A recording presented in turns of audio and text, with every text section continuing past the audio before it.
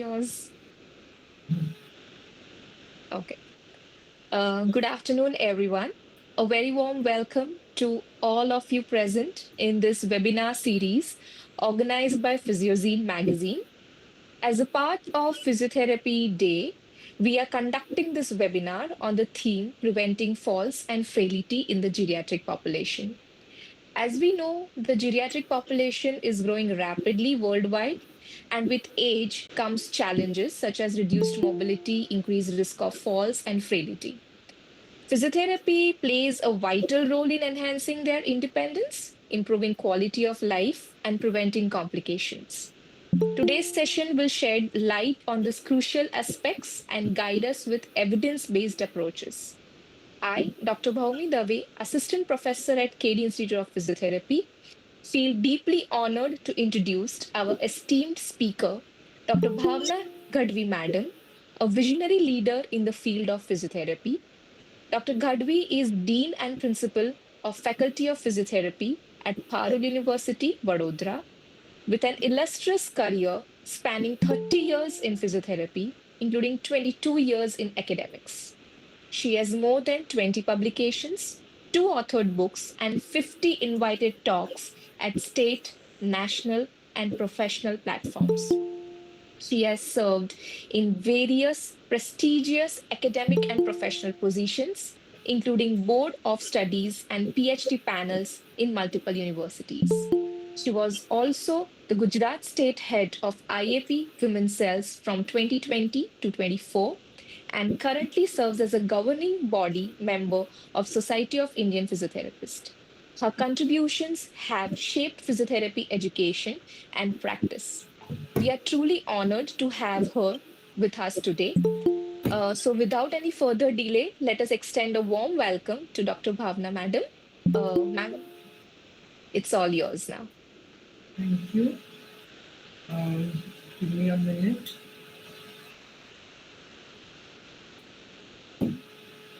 Okay. So,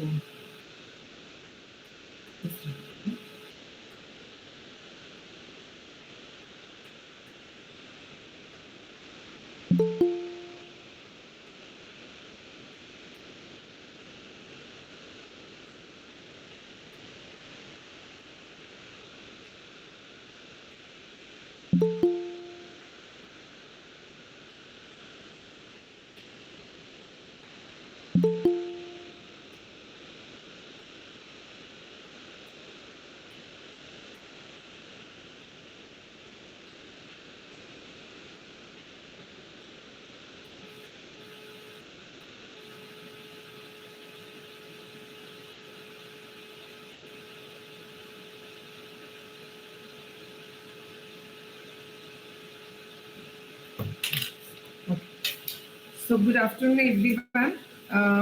On the occasion of World Physiotherapy Day, which we have celebrated on 8th September this year, and this year's theme was healthy aging.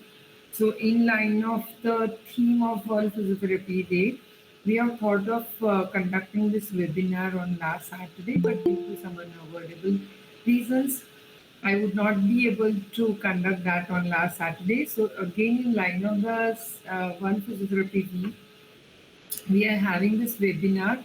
The title of my talk today is Preventing Frailty and Falls in Geriatrics.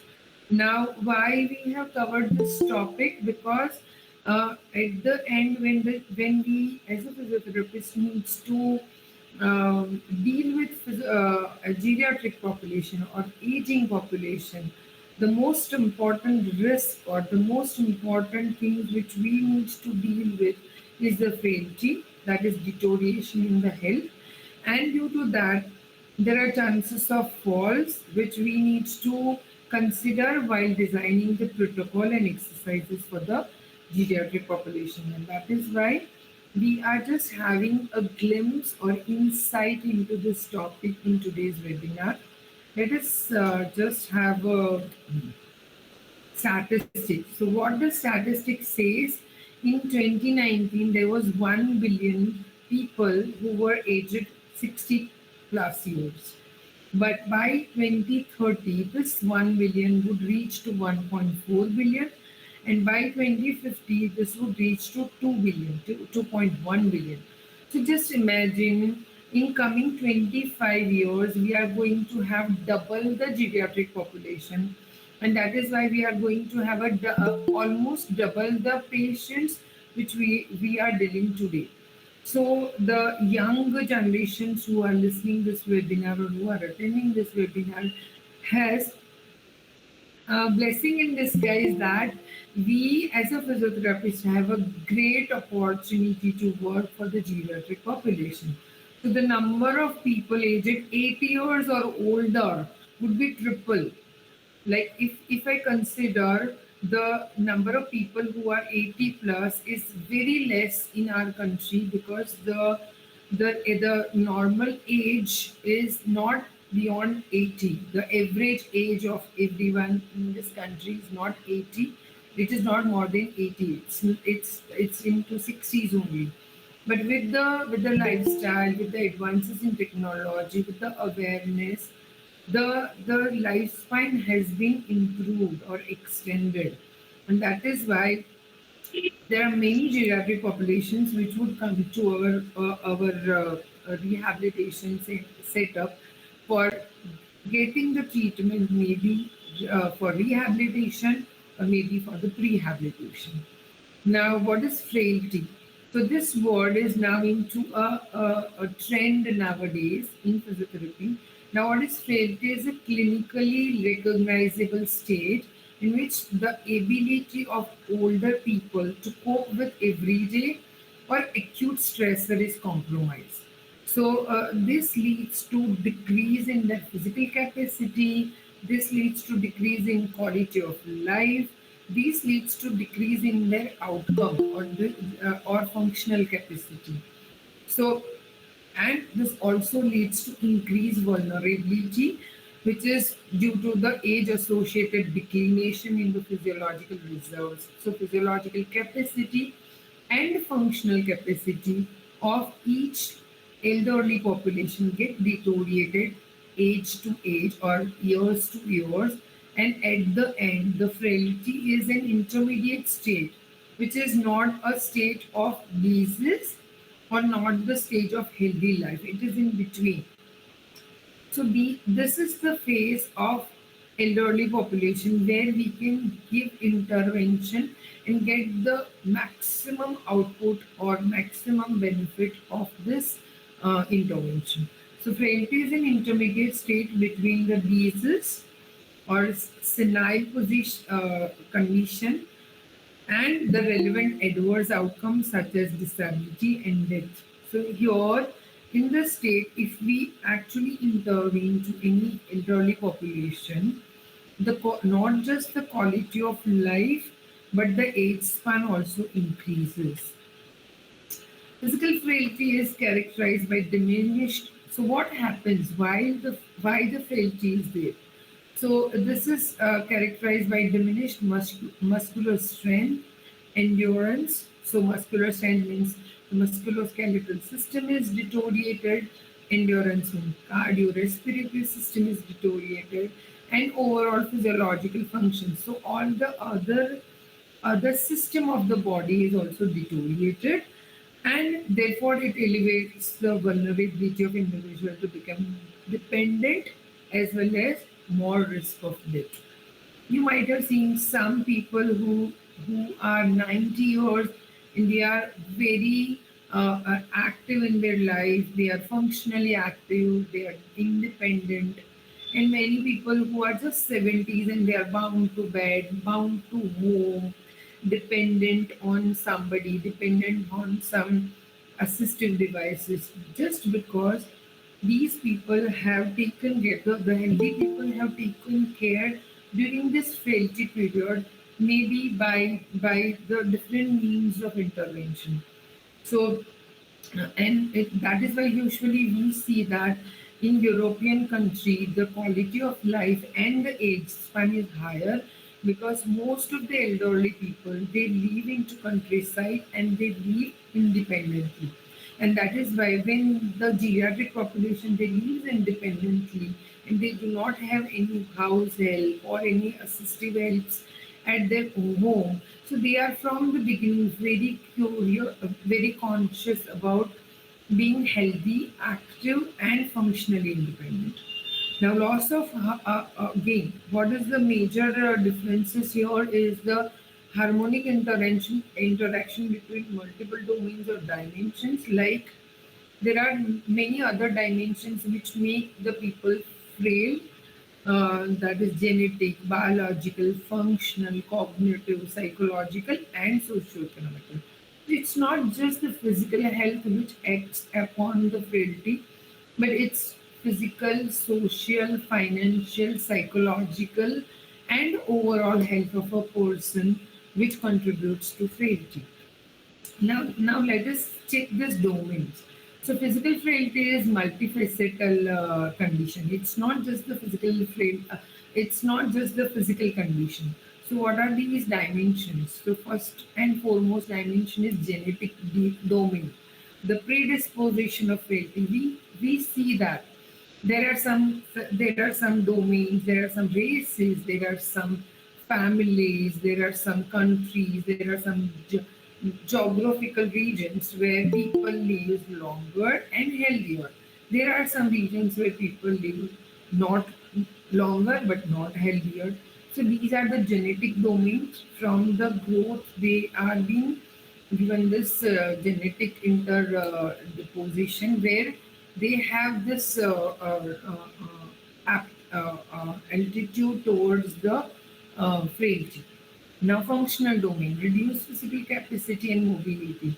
In Indian scenario, if I say that, then in India, usually the perception of socio-economical status is such that when a person is socially having a good social support and the financial support, they become much dependent on other people and other assistive devices, and that is why the functional domain, the reduced physical capacity and mobility, which leads them to frailty.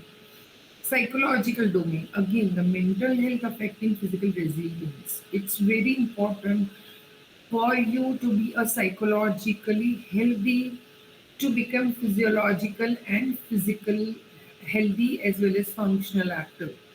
We all know that nowadays the psychological domain is been focused or is being taken care very meticulously, just because these all leads to the geriatric life dependent, less functionally active, or maybe free.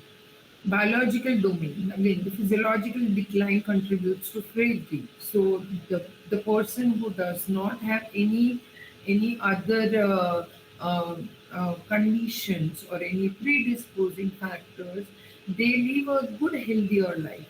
The basic two common most diseases in India, which causes the biological domain weaker, is the diabetes and hypertension. And the third one is obesity.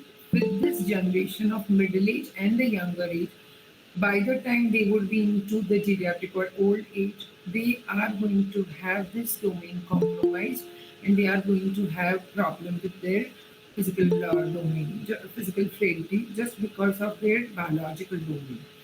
The cognitive domain, the mental declination impacting the physical health. Everyone knows that the cognitive domain affects the physical domain, and that is why everyone is more conscious nowadays about their, not just the physical condition, not just the biological condition, but they also take care of their cognitive domain also.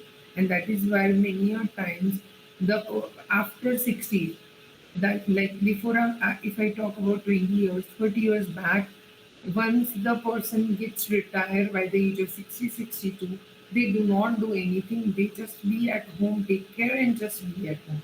But nowadays, everyone gets engaged into some or other functions or work where their cognitive domain gets stimulated and they are more cognitively active. As I said, socio-economical domain.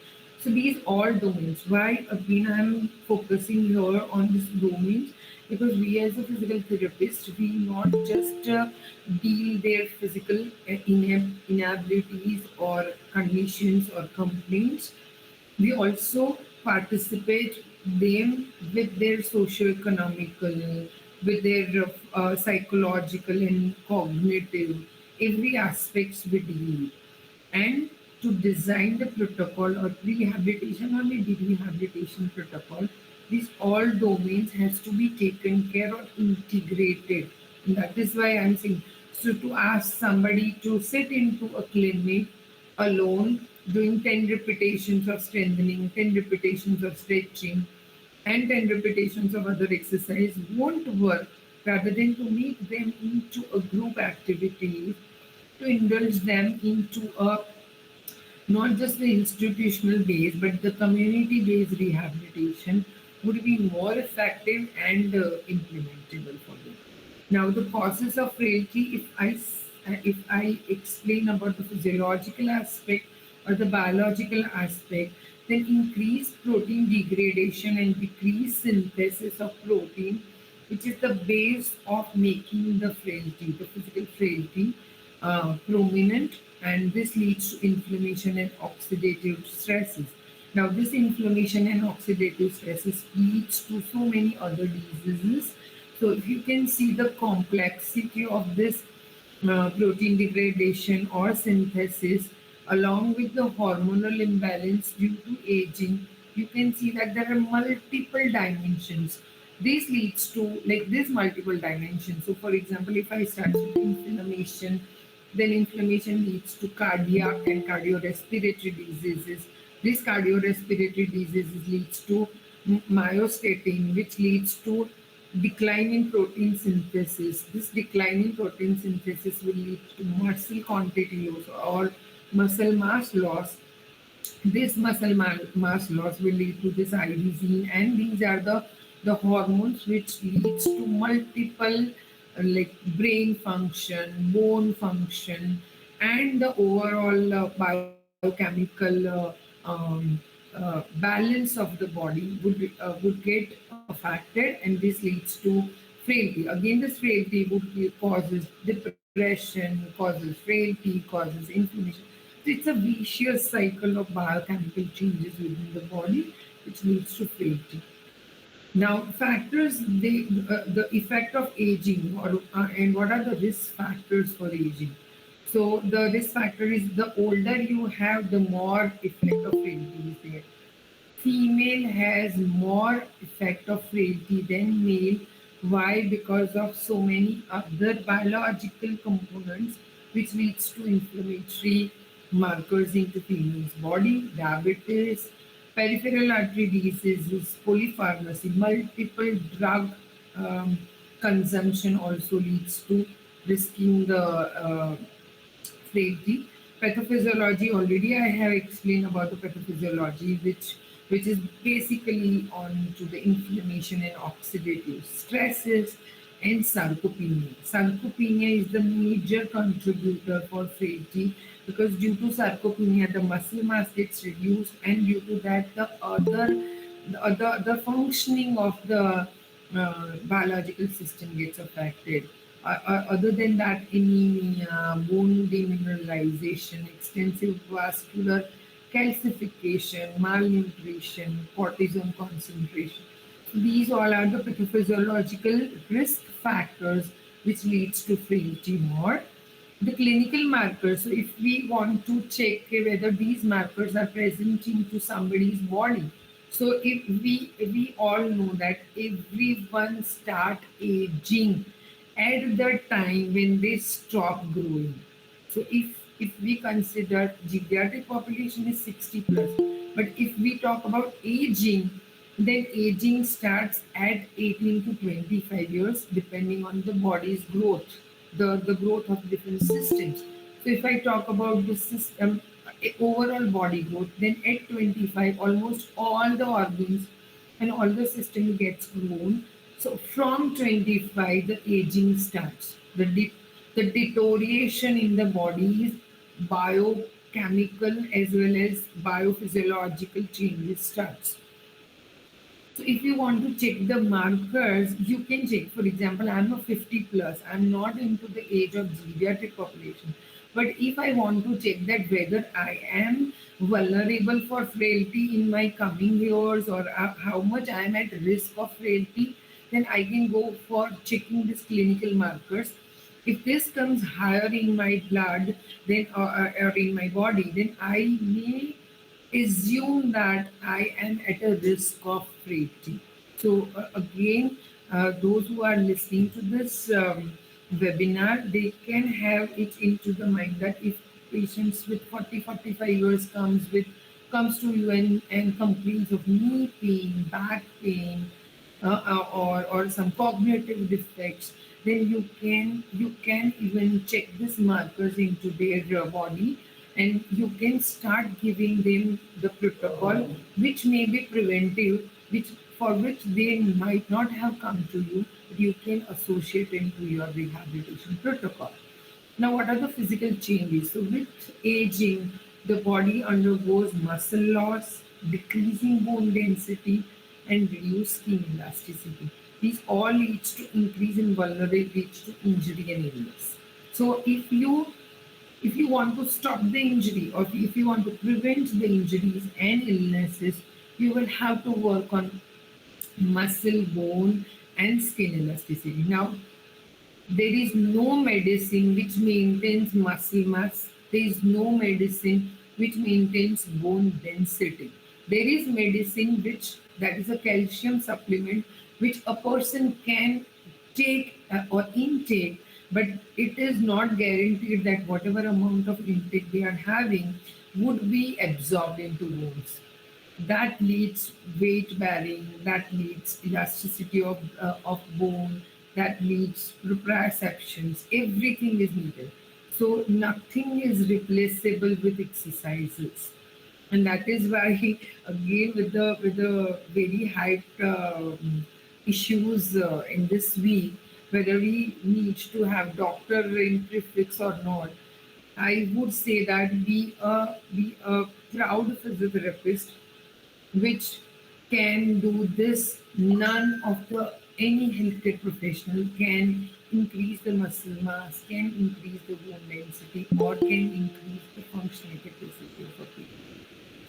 Emotional and social impact, again, as I said, it is a very integral part of frailty and rehabilitation.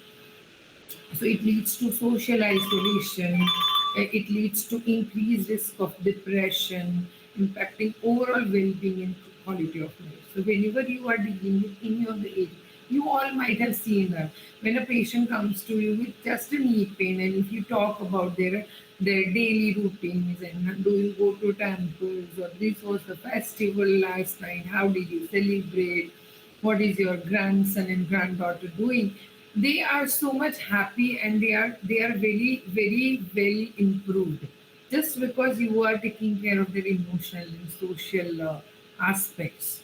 Now, cognitive decline, aging often leads to memory loss. So again, cognitive part has to be taken care along with your physical part. So aging often leads to memory loss and slower the processing speeds, affecting daily functioning, increases the need of supportive care, reduces the multitasking, memory, everything is reduced. So they feel, again, this leads to the cognitive decline, or declination leads to psychological declination, because they feel that now I'm not worth to live, I'm not worth to help others, I'm not worth to be into part of family. Many a times they feel that I'm a burden on my family, burden on my society. That is what a rehabilitation team or a geriatric rehabilitation team can help them to deal with. Now, in a risk related to aging and frailty. So these all the domains we have discussed. Now, what are the risks related to frailty? The first and foremost risk which we have related to frailty is increased susceptibility of diseases. As I said, the susceptibility of diseases increases with all this declination into the biological and physical factors, older adults face higher risk of chronic diseases such as diabetes, cardiovascular conditions, and infection due to weakened immunity. Immunity gets compromised due to biochemical and hormonal changes, which leads to frailty, which leads to infection or other risk factors. Now, predisposing factor.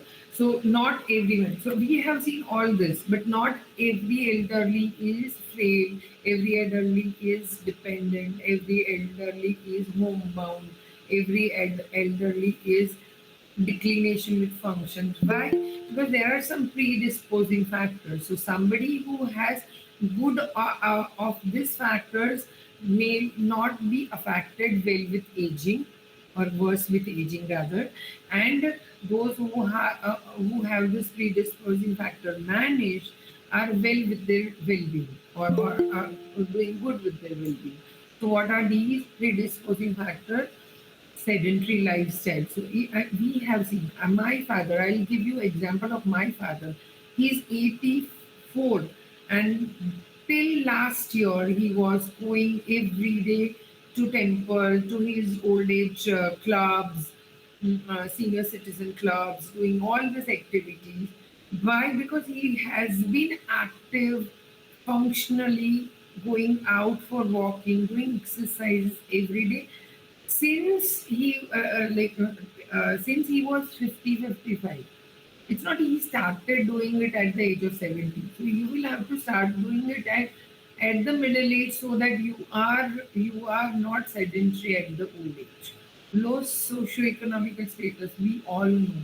Low socioeconomical status would lead to physical frailty more due to the immunity, low immunity, or low nutritional values. Dietary habits, again, dietary habits, the young generation, which they are here, the millennials and Gen Zs who are living now at young age, need to focus on this, because dietary habit in old age does not matter. What matters is what they had during that young age and middle age. So while you are building while you are building any of the building, like any of the structure, what is needed? Will you support the structure when the structure goes declined, aged, or will you start giving that structure strength from the base so that the structure lives or lasts longer?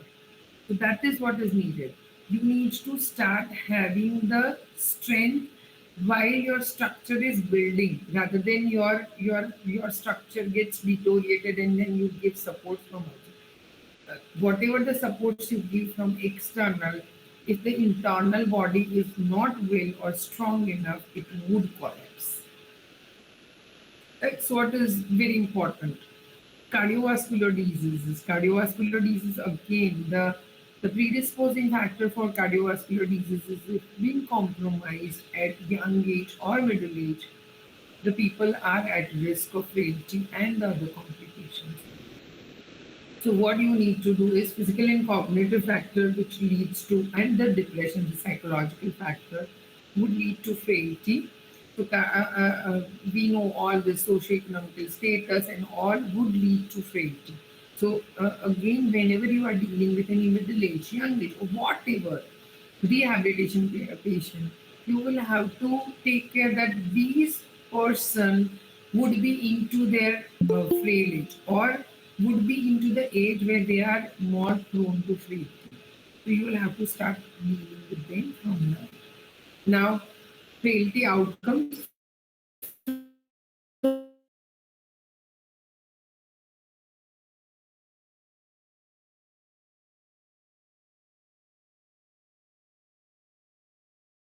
First and foremost, the first and common most outcome is disability and falls. This disability and falls are the one where we comes into the picture. But what is the base of disability is muscle weakness, and what is the base of falls is multiple risk factors of injuries. So falls increases the risk of injury due to instability, weight loss, unintentional loss of body mass. Why? Again, because the protein synthesis, the sarcopenia happens, the muscle mass gets reduced, the protein synthesis has been reduced. So the weight loss happens, and due to that, there are the bones and the muscles and the musculoskeletal system becomes weaker, and this leads to frailty. Uh, uh, Now these are the outcomes. Now what are the risks of falls and injuries? Because we as a physiotherapist, we need to work more on preventive aspects. Once they fall, they get injury. It is very tough to get them back to their physical and functional capacity. So from the beginning, if we are involved into preventive aspects, as a physiotherapist, it is our roles and responsibility to make our community or society healthier and to make people, the laymen, aware about this risk of falls, risk of injury, and its outcome so that they become conscious about their physical health more. Tilt increases the livelihood of falls, often resulting into fractures and long recovery times, significantly affecting the independence. Once they are dependent on somebody, as I have given you example of my father. Until last year, he was very active, very independent. Once he get ill with his cardiorespiratory system, he is now not able to go. He is able to move independently into home, but he has loss of that functional capacity to go out every day, what he used to be before 1 year. So you can just think of it. In a year, with all these risk factors, he has deterioration in his health just because he was afraid because he was taking care of other factors which did not make him dependent or less functionally able. All are extremely common in the elderly population and which leads to substantial morbidity and mortality. Both the it leads to death also, but if it does not lead to death, it reduces the quality of life. So approximately 30% of people over the age of 65 years they fall each year. So make this consciously inbuilt into their thoughts or into their perception that you are at a risk of fall. This risk of fall may lead you to a long-term illness, a bedridden position, less functional ability, or death. These falls have serious immediate as well as long-term complications. Now, what are the risk factors for falls? There are a few intrinsic risk factors and there are a few extrinsic risk factors for fall. So, what are the intrinsic risk factors? Because we need to deal with both intrinsic as well as extrinsic risk factors while you are rehabilitating any geriatric patient or rehabilitating any geriatric patient. So, what are that? The poor balance, weakness of the muscle, and overall cardiorespiratory as well as immunity. The immune system is weaker, so entire body's function is weak. Foot problems, they have many foot problems, like they have weak. The major problems are they have weak the intrinsic muscle of foot. They have less grips. They have less balance. They have a problem with their foot pressures, their visual impairments and cognitive impairments. And the extrinsic factors are like there are extrinsic factors which they deal with, and they are the risk factors which may have affected, like poor lighting in the middle of the night. We have usually seen patients with fracture neck femur comes to the hospital with for surgery. They usually have this history that they in the middle of the night when they woke up and went for the urination, they fell down. So the poor lighting is the most important part to be taken care while you are dealing with uh, aging population. Slippery surface, obstacle on their way, no safety equipment at home, and loose carpets.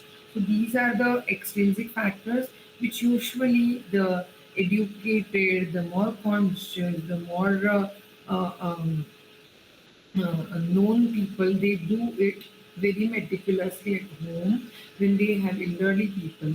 But we need to take care, or we need to make people aware about these things so that they become conscious about these things, and prevention of fall is more built. Fall mechanism, as I said, there is not just musculoskeletal system, but the nervous system and the contextual factor. All three together makes the fall system activate, or fall risk of falls more. So interaction of all this system affects the balance control, and this has been very elaborately given in Kushner while you will be going through the material for geriatric rehabilitation. So, musculoskeletal system, joint integrity, muscle performance, range of motion, postural alignment, and sensation. So, all these five factors which are affected or declined, which we need to deal with. In nervous system, the sensory processing, mainly the visual and vestibular, and the sensory, the skin, the proprioception, they are affected.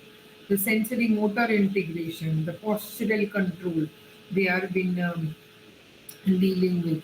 The motor strategies, the fixed support synergies, and the dynamic change in support synergies, they have they have delay in the processing, and that is why the strategies are delayed. So the reflex action, the time for reflex action is delayed, and that is why they have more fall mechanisms. Adaptive mechanism, anticipatory, they by the age, the anticipatory mechanisms of the postural control is decline, again just due to the less or delayed sensory input. The brain cannot process more for the anticipatory mechanisms, and that is why they have a chances of fall. And the contextual factor, which already we have discussed, that environment, support, gravity, lighting, and task characteristic. Now, what does evidence say? How much evidence is being done, and what is the important role of physiotherapy in fall prevention? The anticipatory postural control, which helps to deal with body perturbation in feed forward manner. So we have a feedback and feed forward manner. So both feedback, which is sensory, and feed forward, which is motor, has been affected in elderly patient, and this is associated with large compromise of muscle response.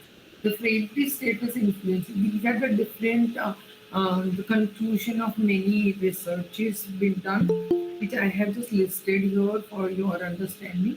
So frailty status influences the reactive response as well as the motor responses requiring the sensory feedback, the sensory dependence characteristic, and the postural control.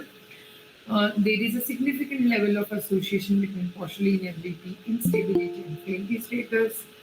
And frail elderly have extremely simplified and regular center of pressure dynamics, which integrates that the integration of sensory involvement into the postural control is impact. So as I said, the postural control mechanism, which has all three systems, the sensory system, the central nervous system, and the motor peripheral motor system is affected, which in turn leads to risk of falls. Now, rehabilitation team. So, as we have discussed, the risk factors, the risk for falls, the mechanism for falls, and what are the contextual factors, intrinsic and extrinsic factors for fall. When the patient comes to you, it's not just, as I said, it's not just the rehabilitation team. When the patient comes with frailty or fall, and then you are treating it. But when the patient comes to the geriatrics, in India nowadays, we have got this concept of geriatric care more prominent into the metro cities, or big cities, but still the villages, tier 2 and 3 cities are not aware about the geriatric care centers. They still feel that they still have that mental block that if we ask our parents to go to the geriatric care center, then socially it is not acceptable. But in Western countries, it is since long this concept has been implemented or practiced just because one person cannot deal with geriatric population for rehabilitation and a team is needed. So this interdisciplinary or the multidisciplinary team is needed for geriatric population to deal with, and these team include physician, physical therapist, occupational therapist, speech therapist, psychologist, dentist, audiologist, ophthalmologist, nurse, dietitian. So almost all healthcare professionals are included into this.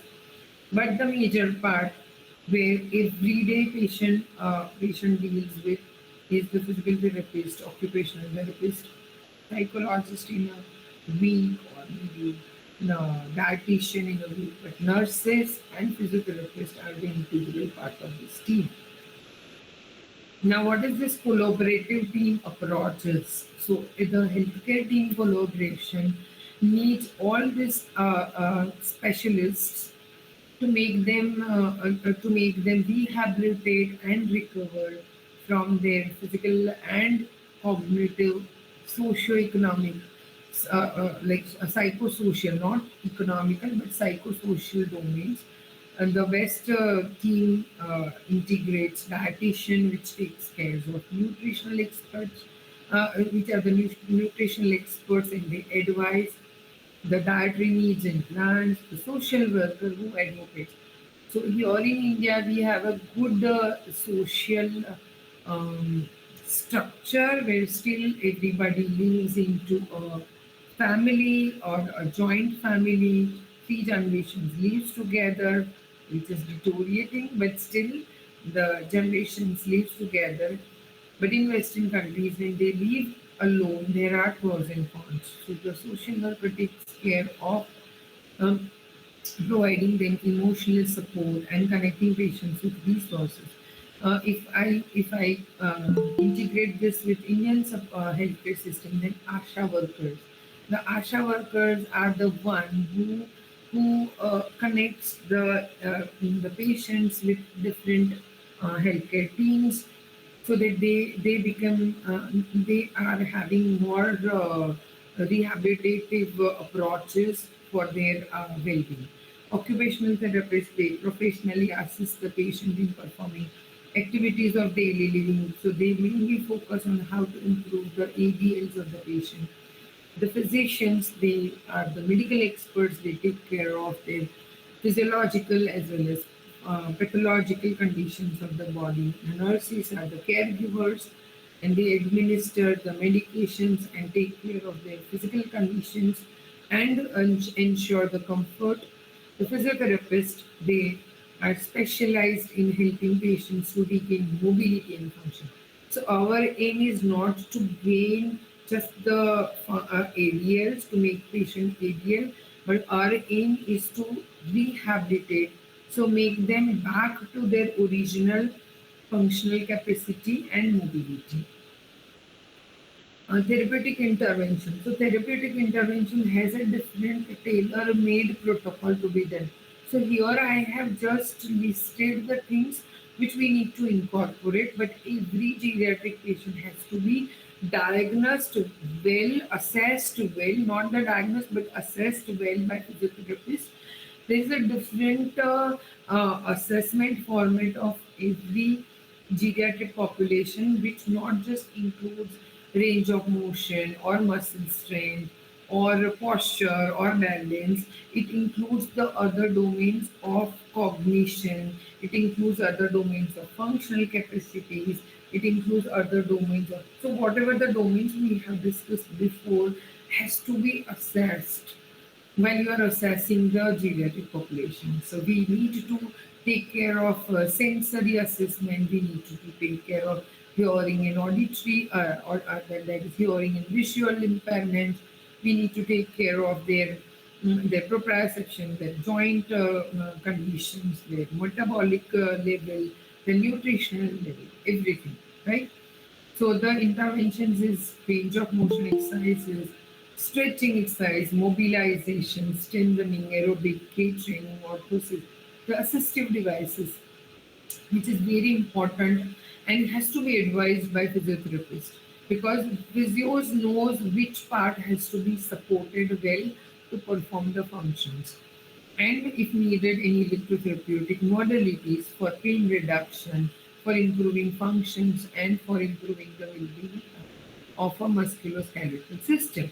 But these are not mandatory things to be done for every patient. So as I said, it should be tailor-made. Every patient has to be assessed, and the intervention has to be done into community, into groups, into with their peers, with the similar disabilities and difficulties patient group. So group activities works best into that. If not able to do group activity, then make buddy system for exercises. So what is buddy system for exercises is, you can make two friends buddy and ask them to do exercises together. You can make a geriatric husband and wife, so both the spouses who are being aging together and having a similar condition, so you can advise them to do together so that they have motivation. They can inspire or they can boost others, right? How physiotherapy helps to prevent the falls.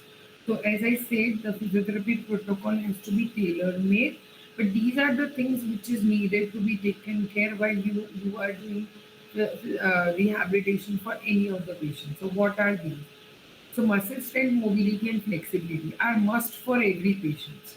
Muscle strength does not mean you go for 1 RM, 10 RM and ask them to do. There are different progressive resisted or progressive exercise for geriatric. You cannot give the 10 RM and progressive resisted exercise like you give to the younger patients. So you can use the lightweighted, the comfortable resistance like very mild resistive bands. You can give them a very low weight dumbbells, silicon dumbbells.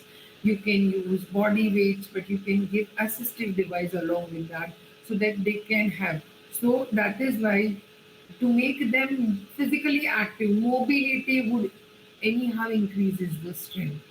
So what is first is mobility, and general mobility is more preferable than the local mobility. Like ask the patient to go for knee flexion extension, to go for neck flexioning. No, ask them to go for generalized mobility protocols, generalized flexibility protocols, which in turn leads to well-being of the each and every body components. Provide recommendation to make your home safer, such as installing grab bars in bathrooms, securing rugs, and doing lighting. So these are the things which a physiotherapist has to incorporate into their do's and don'ts instruction, home exercise programs, and the mandatory things to do at home, and advices for footwear. So I have incorporated, you can see. So these are the assistive device where when the patient does exercises, if we give such assistive device along with them, then they can perform the, these are the assistive device such where patient can perform the exercises well. These are the assistive devices like the harness you can use. With the harness, you can maintain or you can have control on their falls. You can have the limitation of their mobility so that the secured mobility exercises can be given. You can have such equipments where there are more amount of bars and grab the grips and the cushions and the shoes, everything, right? Now, the comprehensive rehabilitation framework needs environmental modification. So, as I said, not just the physical rehabilitation which increases strength, balance, and endurance, but also the functional goals, improving the daily living activities like asking them to walk for 200 meters and then 300 meters and then 500 meters and 1 kilometer, asking them to go for 2 steps and then 4 steps and then one stride, individual care plans, as I say, tailor made protocols, and comorbidity management. Along with that, the physician would help them to deal with chronic diseases. So you will have to take care for these chronic diseases along with your protocol also, and the psychosocial aspect also has to be taken care. uh, Nowadays, with the increase in technology, we have many more advanced equipments available, not common in India, but in Western countries. But you need to know, because very soon it would be introduced in India, and maybe in India, metro cities and high profile rehabilitation center must be having this.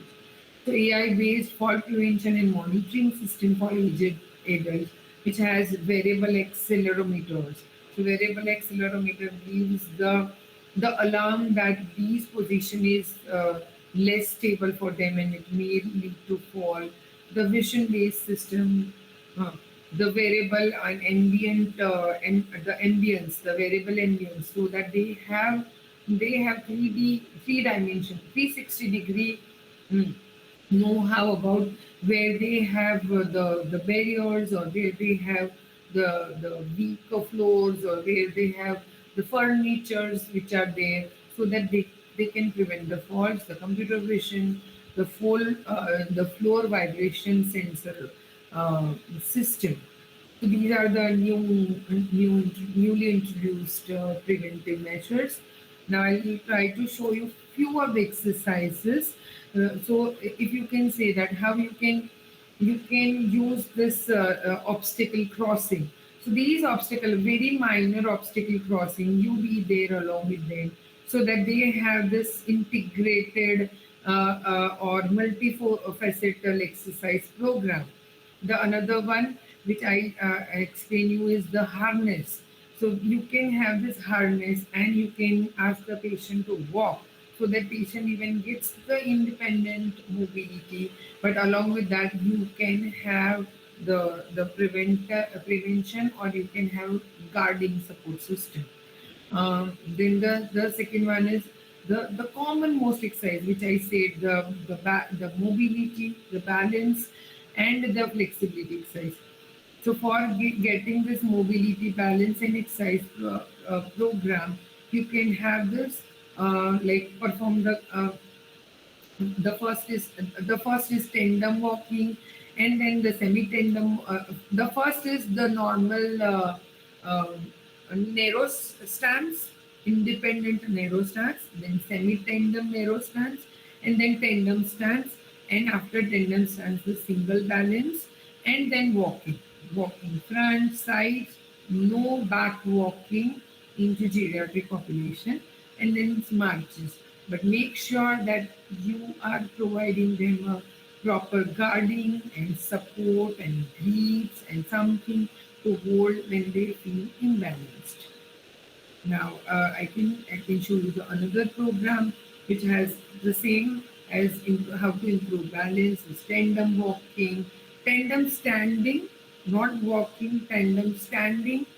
Once the patient is very stable in tandem standing with less of the support surrounding, then you can ask, but you will have to. So this is the home-based exercise where patient can have a chair in front of them and ask them to stand for tandem and then single limb stands. Practice it every day, and then the patient can be able to do it at home. You can ask the patient to just have a very primary level of equipments they can buy, and they can do this exercise, such exercise that is at home, like balance and coordination exercise. Very simple exercise. Now, if the patient has a less balance, or have a chances of fall, then the therapist can stand on the back side, can have harness, maintain the patient with harness, and ask them to do that. This is the similar exercise where the small equipments at home only helps them to regain their balance and coordination. So these are such few small steps of improvement or exercises. With that, they can improve their overall strength, mobility, balance, coordination. By this, they feel confident, and by this, they have more functional ability, they improve with quality of life, and they are more cognitively promoted, as well as they are socially interactive with this all rehabilitation, and that is why psychological status also gets improved. The conclusion here is regular exercise, balanced nutrition, routine health screening are crucial to mitigate aging risk and promote healthy longevity.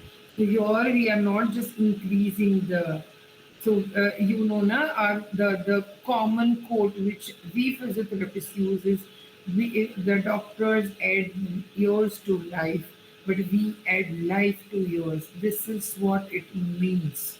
We add life to yours by improving their quality of life, by improving their physical functional capacity, by improving their cognitive and psychosocial ability, by improving their overall well-being. Understanding aging effects, this enables targeted interventions, improving health outcomes, and enhancing quality of life.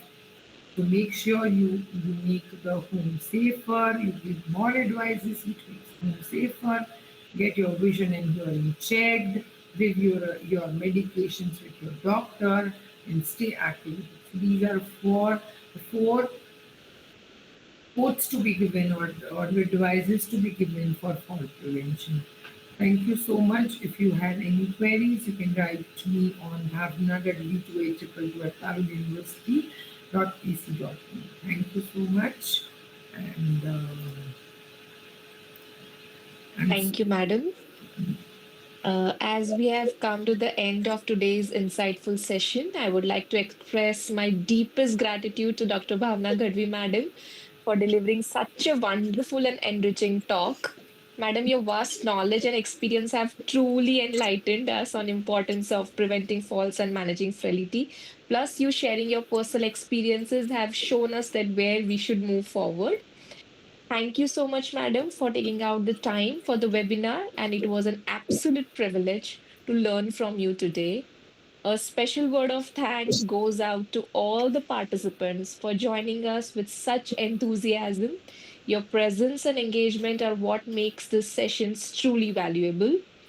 We also sincerely thank Dr. Darshan Parmar, founder of Physiozine magazine, and Dr. Jaspreet Kaur Kang, Madam, editor of Physiozine magazine, as they are the driving force and their constant vision, support, and efforts in bringing together such wonderful academic opportunities. It is an immense pleasure that all the physiotherapy community it comes together for learning something new in India and beyond. And before we close today's session, if anyone has any queries, they can ask.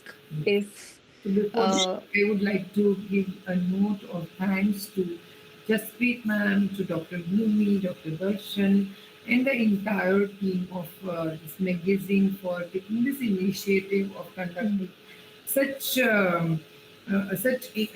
impressive webinars, because mine is the one, but I have seen there are many good speakers who have shared their knowledge, and I really appreciate the intention of you youth physiotherapists to share and care for the community. And I hope the sessions must have or will have been to the benefit while we are dealing with the geriatric populations. And by this, we want to improve the healthcare and physiotherapy management so that we will not have to ask for the credits, but we are being given the credits for the well-being of the society. And I miss Dr. Madam, Ma'am you here, but I'm really thankful to her for being my friend, being a professional buddy, and being always the guiding one who always promotes my involvement into the physiotherapy profession. as Madam mentioned, that we have different esteemed speakers who have shared the knowledge. It is an exciting news which I want to share with you all that our next session will be taken by Dr. Anjali Bhise, Madam. So All of you, please stay tuned to this series, and we hope to see you soon in the next session. Thank you, everyone, for joining. Thank you so much, madam, for joining. Thank you. Thank you for having me here.